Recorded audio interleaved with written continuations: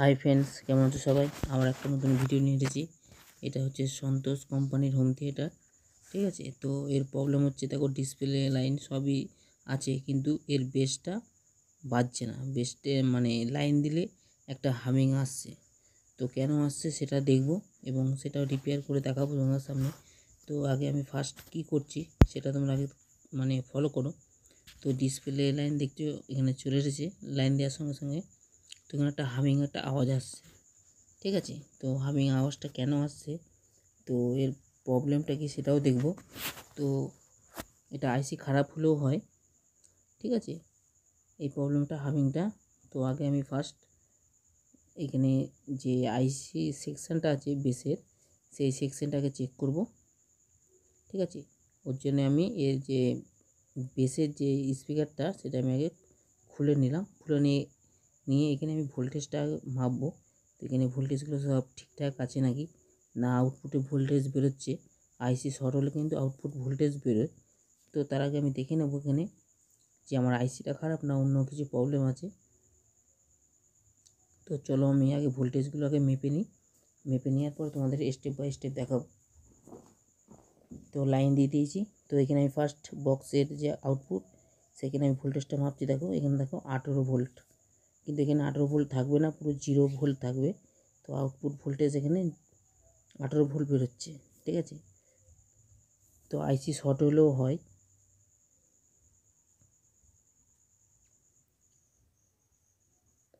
কিন্তু এটা কিন্তু আইসিটা শর্ট নেই।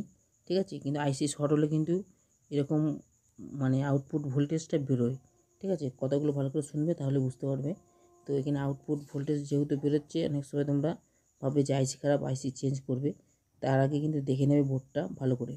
তো এখানে অনেক কিছু দেখলাম ডাই আছে, ডাই শোল্ডার হয়ে আছে। ঠিক আছে, তো আমি ডাই শোল্ডার আগে করে নেবো ফার্স্ট, তারপরে আইসি চেঞ্জ করার পদ্ধতিতে যাব। তো তার আগে আমি আইসিগুলো আগে ভালো করে সোল্ডার করে নেব। এখানে আইসিগুলো একটু ডাই শোল্ডার হয়ে আছে।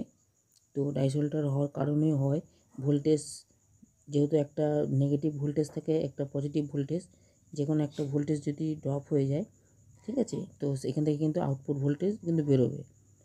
ভালো করে কথাগুলো শুনবে তাহলে কিন্তু তোমরা বুঝতে পারবে। এখানে নেগেটিভ ভোল্টেজ থাকে এবং পজিটিভ ভোল্টেজ থাকে। ঠিক আছে, এই দুটোর ভোল্টেজের মধ্যে যে কোনো একটা ভোল্টেজ যদি মিস হয় তাহলে কিন্তু আইসি দিয়ে কিন্তু ভোল্টেজ আউটপুট বেরোবে। তো এখানে আমি আইসিগুলো আগে ডাইসোল্ডার আছে একটু আমি দেখলাম। তো এখানে আমি ডাইসোল্ডারগুলো আগে করে নেবো। তোমরাও আগে আইসি চেঞ্জ করার আগে ভালো করে দেখে নেবে যে বোর্ডে কোথাও ডাইসোল্ডার আছে কি না আছে, তারপর কিন্তু আইসি চেঞ্জ করবে।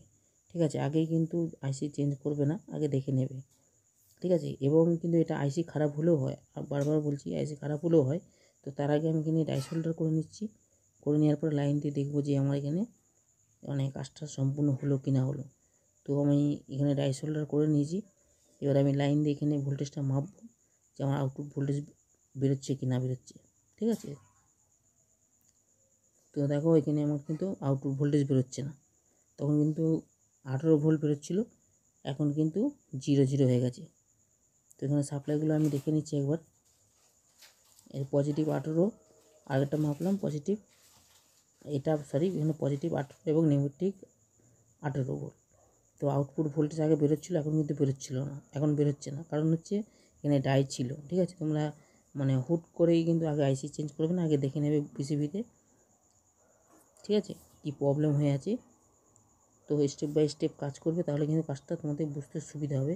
তো আমি এখানে আগে লাইন দিয়ে দেখে নেবো যে আমার বক্সটা বাজছে কি বাজছে না।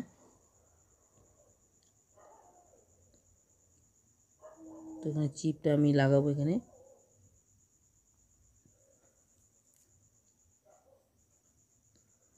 এগুলো কাজ কিছুই না, জানলে অল্প, আর না জানলে কিন্তু অনেক কঠিন। ঠিক আছে, তো বুঝে শুনে কাজ করলে কিন্তু কাজটা সহজ হয়। তোমরা যখনই কাজ করবে ভালো করে আগে পিসিবিটাও দেখে নেবে যে পিসিবিতে কোনো ফল্ট হয়ে আছে নাকি, কোনো কিছু পুড়ে গেছে নাকি, এগুলো আগে দেখে নেবে। দেখে নিয়ে তারপর তোমরা কাজ করবে, তাহলে কিন্তু কাজটা করতে তোমাদের সুবিধা হবে। এবং কাজটা তাড়াতাড়ি হবে। আর না বুঝে শুনে কাজ করলে কিন্তু তোমাদের ফল্টটা ধরতে অসুবিধা হবে। তো আমি লাইন দিয়ে দিচ্ছি, এবার অডিওটা শোনো।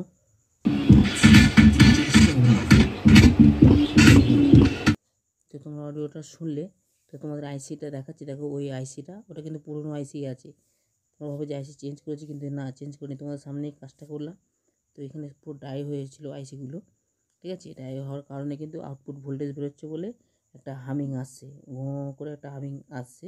তো তোমরা আগে ফার্স্ট আগে দেখে নেবে, দেখে নিয়ে পর কাজটা করবে, তাহলে কিন্তু তোমাদের কাজ করতে সুবিধা হবে, ঠিক আছে। তো যেইগুলো আমি যখন ডাই করেছি তোমার হাতে করে দেখাচ্ছি, দেখো, তা তোমরা কিন্তু বুঝতে পারবে যে সাপ্লাইগুলো, এই সাপ্লাইগুলো কিন্তু ডাই হয়েছিল, ডাই হওয়ার কারণে কিন্তু ওই দিক থেকে আউটপুট ভোল্টেজটা বেরোচ্ছে, ঠিক আছে। এগুলো কিন্তু মাথায় রাখবে।